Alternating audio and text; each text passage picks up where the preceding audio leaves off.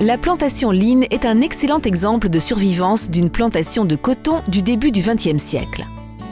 La terre a d'abord été défrichée puis cultivée en 1878. En 1914, James Wiley Lynn a acheté la ferme et au fil des années, elle s'est diversifiée en une plantation de coton grande et prospère.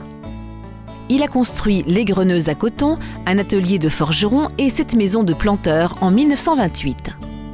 Cette plantation est toujours détenue par la famille Lynn et tous les aspects d'une plantation de coton en activité sont là, y compris l'égreneuse à coton d'origine, les granges, l'économat, la forge, le crible à maïs et la maison rénovée avec passage recouvert construite par le propriétaire d'origine en 1878.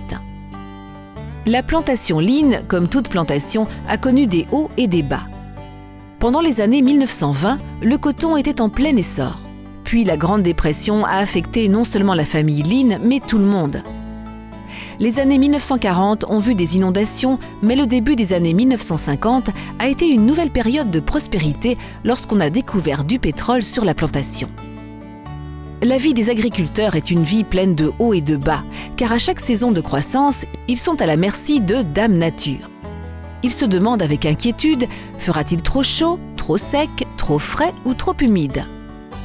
L'irrigation dans cette partie de la Louisiane a réduit le risque annuel d'échec légèrement en permettant à des cultures de croître en période de sécheresse et de canicule. Mais l'irrigation est un moyen coûteux de diminuer les possibilités de mauvaises récoltes et l'alimentation en eau elle-même peut être imprévisible.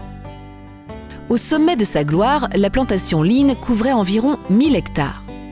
À un certain moment, la plantation avait 4 églises dynamiques, 3 baptistes et une méthodiste, desservant les besoins spirituels de 125 familles de métayers qui y vivaient et y travaillaient. Aujourd'hui, la plantation Lynn englobe 728 hectares sur lesquels la famille Lynn cultive le maïs, le coton, le soja et plus récemment les patates douces.